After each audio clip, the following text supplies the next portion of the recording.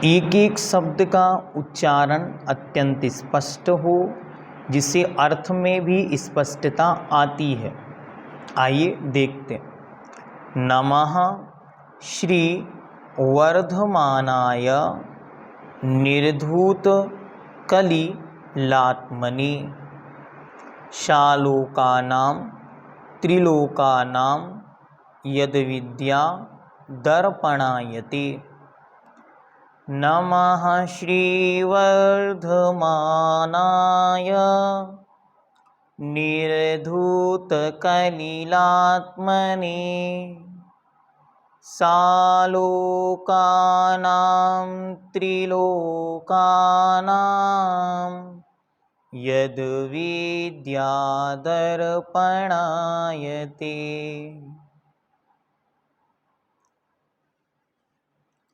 सर्वप्रथम श्लोक में आचार्य मंगलभूत वर्धमान महावीर स्वामी को नमस्कार करते हुए ग्रंथ को प्रारंभ करते हैं। पहला ही पद है नमः, अर्थात नमस्कार करता हूँ। किन्हें नमस्कार करता हूँ? श्री वर्धमानाय। श्री अर्थात लक्ष्मी।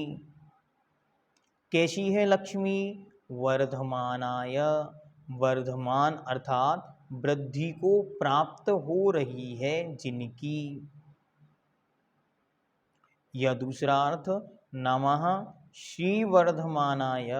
श्री वर्धमान अर्थात अंतिम 24वें तीर्थंकर भगवान।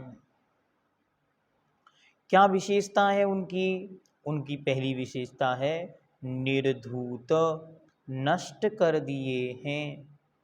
कलिल अर्थात पाप, कर्म कलंक, आत्मनि जिस आत्मा ने संपूर्ण कर्म रूपी कलंकों और पापों को नष्ट कर दिया है, रहित हो गए हैं। और कैसे हैं? तो कहते हैं सालोकानाम, आलोक सहित त्रिलोकानाम, तीन लोकों को, यत जो विद्या ज्ञान दर्पणायते दर्पण के समान जानता है। जिनका ज्ञान तीनों लोकों के संपूर्ण पदार्थों सहित आलोक को संपूर्ण जानता है। कैसे जानता है? दर्पणायते दर्पण के समान।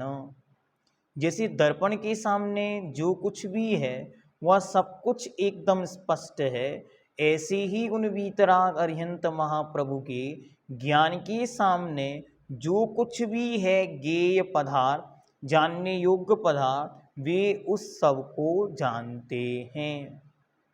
अर्थात वे सर्वज्ञ हैं। सर्वज्ञ कौन होते हैं?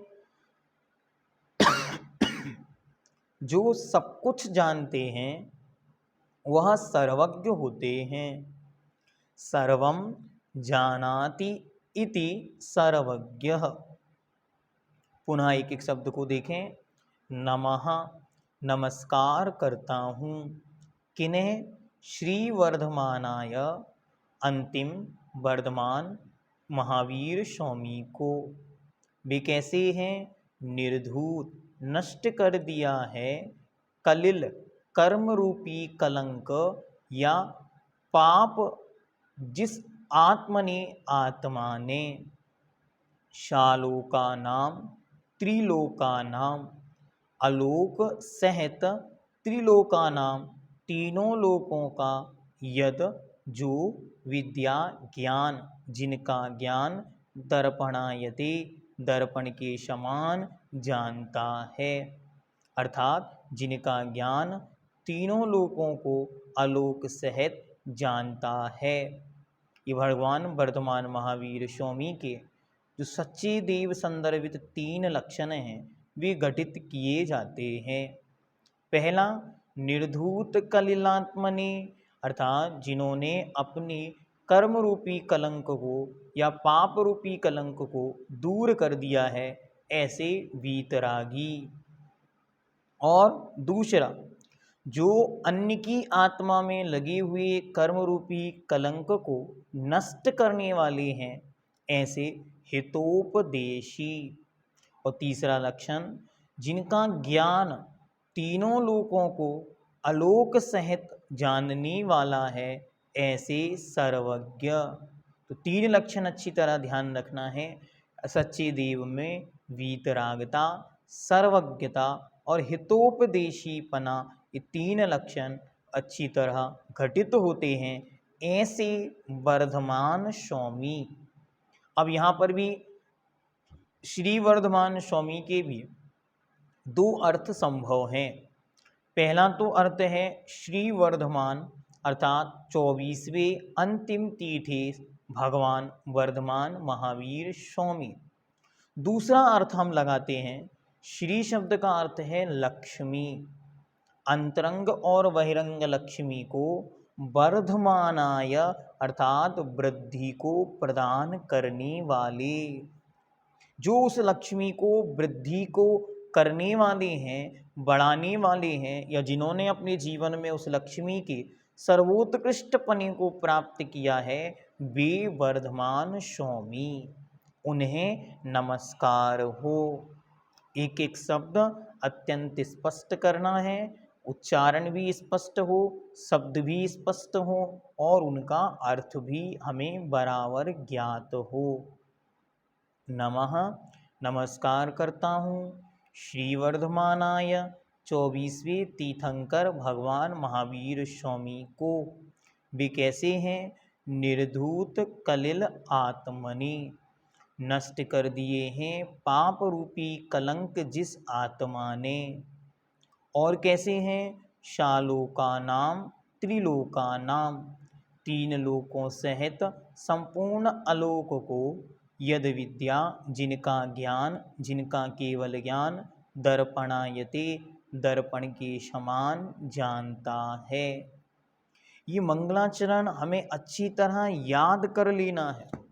यदि मंगलाचरण हमें अच्छी तरह याद हो जाता है तो कभी भी जब कभी मंगलाचरण करने की बात आती है तो हम अच्छी तरह इसे बोल सकते हैं।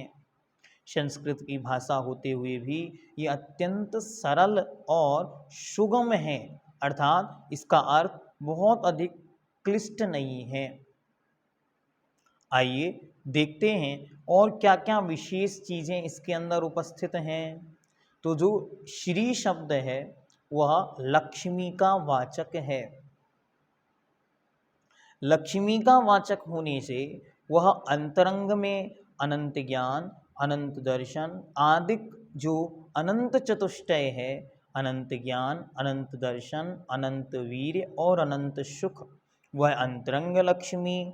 और बहिरंग में समोशरण सहित अष्ट महाप्रातिहार्यों की जो महान वैभव है, सिंहासन, अशोक वृक्ष, छत्रत्रय, भावमंडल, दिव्य ध्वनि, पुष्पवृष्टि, चवर और देवदुंदुभि, इन महान लक्ष्मियों से वे सहित हैं।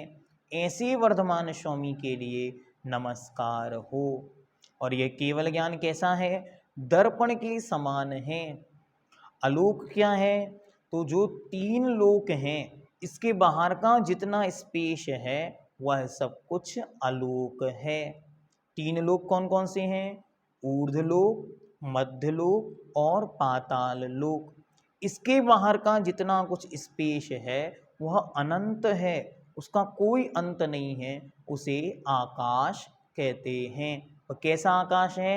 आलोक आकाश। अंदर वाला आकाश उसे कहते हैं लोकाकाश। ये विषय यहाँ पर इस पहले श्लोक के माध्यम से आचार्य ने मंगलाचरण रूप यह श्लोक नमस्कारात्मक कहा।